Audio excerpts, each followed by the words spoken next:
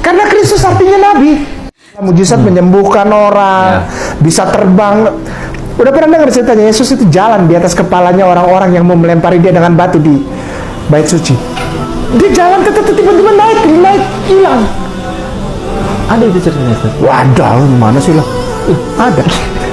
Terus menghilang, berubah rupa, wajahnya bercahaya, jalan di atas air, menyembuhkan orang perempuan yang sudah pendarahan menstruasi selama 12 tahun. Semua nabi juga melakukan itu. Oh, masa iya? Malah yang lebih parah, pernah dengar nama Elisa? Ada Elia, ada Elisa. Kalau orang Islam Ilyasa dan Ilyas. Elisa udah meninggal nih, Elisa. Udah jadi tulang. Kuburnya digali sama orang Israel. Mau dimasukin jenazah lagi. Tubuh jenazah itu adalah jenazah tentara. Jatuh ke lubang kubur, kena sama tulangnya Elisa, bangun, perang, menang, dibantai 10.000 orang. Elisa diteriakin sama anak kecil, botak katanya. Dari dalam tanah keluar beruang, matiin 40 anak sehari itu mati. Siapa yang lebih hebat dari Elisa? Jesus? Enggak, Jesus sudah ada sebelum zaman ada. Salomo itu duduk di sebelah kanan Allah ketika garis langit ditarik. Aku ada di situ menyaksikan. Nanti dia begini, Salomo. Aduh, banyak orang yang mau baca Bible tapi maunya yang lempeng-lempeng aja. Jangan gitu, jangan. Nih, gua kasih tahu yang terus itu dari tanah keluar beruang, matiin itu anak 40 langsung mati nih. 2 Raja-Raja 2 ayat 23 lu baca. Terus nanti 24-nya. 40 anak selesai satu hari dimakan beruang. Makanya tuh baca Bible yang bener lah. Jangan cuman yang kalau bagus dibaca, nggak bagus nggak dibaca. Dan saya sendiri pun juga dulu berjumpa dengan Tuhan. Kristus artinya nabi. Sejak kapan arti Kristus adalah nabi? Jangan membodohi umat, Ustadz Kainama. Tapi terima kasih, Bapak telah menggenapi nubuatan di 2 Petrus 2 ayat 1 bahwa akan banyak muncul nabi-nabi palsu, guru-guru palsu untuk menyesatkan banyak orang demi menyangkal penguasa yang telah menebus kita di atas kayu salib.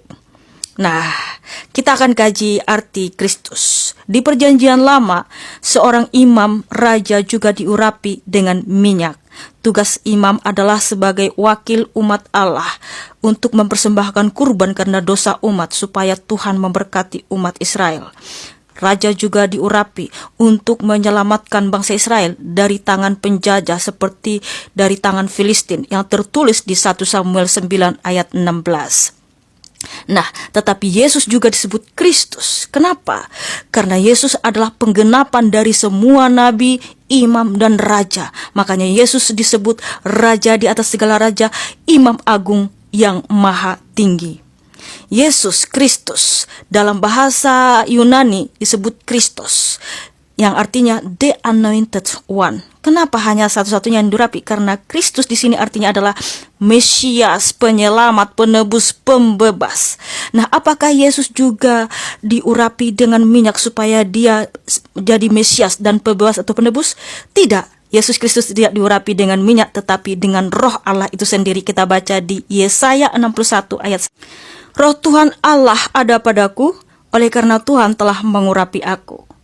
Jadi, Tuhan Yesus diurapi dengan Roh Allah, sebab roh yang di dalam diri Yesus adalah Allah itu sendiri. Jadi Yesus Kristus telah diurapi sejak dalam kekekalan, dan kita juga diciptakan menurut gambar dan rupa Tuhan Yesus Kristus. Di Perjanjian Lama, imam dan raja diurapi untuk khusus bangsa Israel saja, tetapi Yesus Kristus sebagai Mesias, pembebas, penyelamat, bukan hanya untuk bangsa Israel, tetapi untuk semua bangsa di seluruh dunia. Makanya hanya Yesus satu-satunya juru selamat.